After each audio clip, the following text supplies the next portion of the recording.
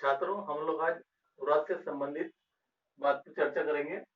प्रायोगिक रूप से एक वृत्त के क्षेत्रफल के लिए सूत्र किस प्रकार से प्राप्त किया जाता है, इसका हम लोग विद्यार्थियों को बताने का प्रयास कर रहे हैं। जैसे हम लोग जानते हैं, एक वृत्त लिया हमने,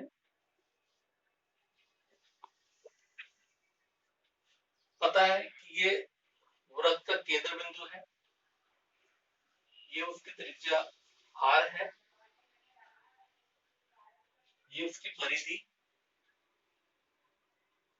2πr में लिख रहे हैं।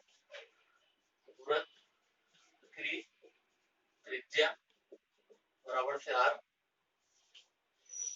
वृत्त का व्यास, वृत्त का व्यास त्रिज्या का दोगुना होता है, 2r, वृत्त की परिधि अर्थात 2πr, वृत्त का क्षेत्रफल हम ज्ञात करते हैं। तो देखिए, ये होगी वृत्त की परिधि, ये वृत्त की त्रिज्या, त्रिज्या को दुगना कर देंगे तो वृत्त का व्यास हो जाएगा। ये जो भाग है, इस परिधि के अंदर का जो भाग है, पूरा वृत्त का क्षेत्रफल कहलाता है। हमें इसके लिए सूत्र प्राप्त करना है, तो सूत्र प्राप्त करने के लिए हम लोग कुछ प्रयोग इस्तेमाल करते हैं। उस प्रयोग के माध्यम से शायद आसान पड़ सकता है हमें। हमने क्या करा, ये जो वृत्त वाला भाग है, पूरा जितना भाग ये परिधि के द्वारा घिरा हुआ है, इस प्रकार इस भाग में हमने तरह तरह के पट्टियां लगा दी, कलर हाँ, विभिन्न कलर की पट्टियां लगा दी। इस प्रकार से पट्टियां में ये ध्यान रहे कि किसी प्रकार का कोई गैप नहीं आना चाहिए, अर्थात जितनी पट्टियां लगा रहे हैं, जितने रंगीन धागे लगा रहे, वो सारे धागे वृत्ताकार भाग को कवर करना चाहिए, तभी हम इसका क्षेत्रफल सही मायने में प्राप्त कर सकते हैं। ये हम देखिए इस प्रकार से पट्टे लगाएंगे। अब इन पट्टियों को जब हम खोलेंगे, अर्थात ये जो भाग पहली पट्टी अगर खोले हम, तो वो पट्टी को इस प्रकार से प्राप्त हो, ये वाली पट्टी पहली अगर खुली होगी, जितनी ज्यादा लगाएंगे उतनी एक्यूरेसी मिलेगी हमें।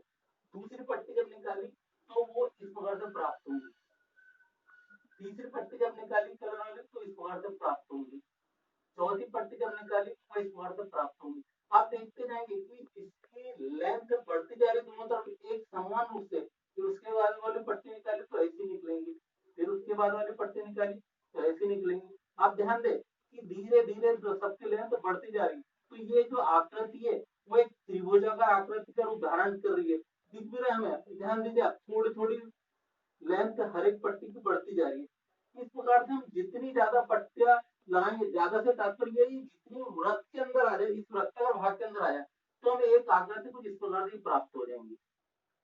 तो देखिए, हमने इस वृत्ताकार भाग में जितनी पट्टियां लगी थी या रंगीन धागे लगे थे, वो सारे धागों को या पट्टियों को इस प्रकार से जमा लिया।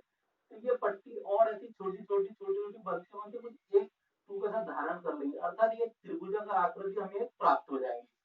त्रिभुजाकार आकृति प्राप्त हो जाएंगे तो छात्रों से जो हम पूछेंगे कि त्रिभुज का क्षेत्रफल क्या होता है, तो छात्र बताएगा हमें त्रिभुज का क्षेत्रफल बराबर से 1/2 आधार गुणित ऊंचाई। अब हम यहाँ छात्रों के ही माध्यम से पूछेंगे कि देखो बेटा, हमने ये पहली रंगीन धागा पट्टी निकाल तो ये लगाई, तो दूसरी ये लगाई, तीसरी ये, ऐसे लगाते लगाते हैं तो जब आखिरी धागा या पट्टी जब निकली जो कि वृत्त की परिधि वो कहाँ लगी है, वो तुरंत बताएंगे सर ये लगी है। तो ये परिधि जो थी, इसकी परिधि की लेंथ क्या थी, 2πr, अर्थात ये जो अंतिम वाली जो भाग है वो इसका आधार कहलाएगा, तो जिसकी लंबाई क्या हो जाएंगी 2πr। अब चूंकि जब हम खोलते गए, एक एक पट्टी लगाते गए, तो ये जो लेंथ बनी आपकी, ये जो त्रिज्या है, ये इस त्रिभुज की ऊंचाई के रूप में प्राप्त हो गई। तो त्रिज्या r है तो ऊंचाई भी क्या हो जाएंगी r। अब हम ये बता सकते हैं कि ये जो वृत्ताकार भाग का जो क्षेत्रफल है वो त्रिभुजाकार भाग में परिवर्तित हो चुका है। हम ये लिखेंगे कि या वृत्ताकार भाग का क्षेत्रफल बराबर त्रिभुज का क्षेत्रफल या त्रिभुजाकार भाग का क्षेत्रफल,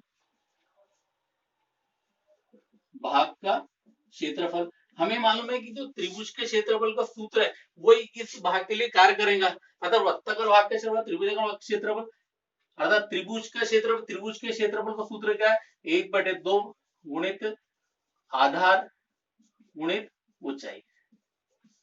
हम इस प्रयोग के रूप से ध्यान से निकाल चुके हैं कि ये जो आधार है वो इसकी परिधि है, तो यहां हम लिखेंगे 1/2 गुणित 2 पाई आर गुणित ऊंचाई जो है वो इसकी त्रिज्या के बराबर है गुणित आर, ये 2 से 2 कट जाएगा, ये हो जाएगा पाई आर गुणित आर अर्थात पाई आर स्क्वायर, ये प्राप्त में वृत्त का क्षेत्रफल। तो छात्रों आज हमने एक प्रायोगिक रूप से वृत्त का क्षेत्रफल कैसे प्राप्त किया जाता है इस बात पर चर्चा करी, क्योंकि हमें थोड़ा पूर्व ज्ञान था इसके लिए कि त्रिभुज क्षेत्रफल हमें पता होना चाहिए था, 1/2 आधार गुणित ऊंचाई, इसके आधार पर हमने वृत्त का क्षेत्रफल पाई आर स्क्वायर ज्ञात किया।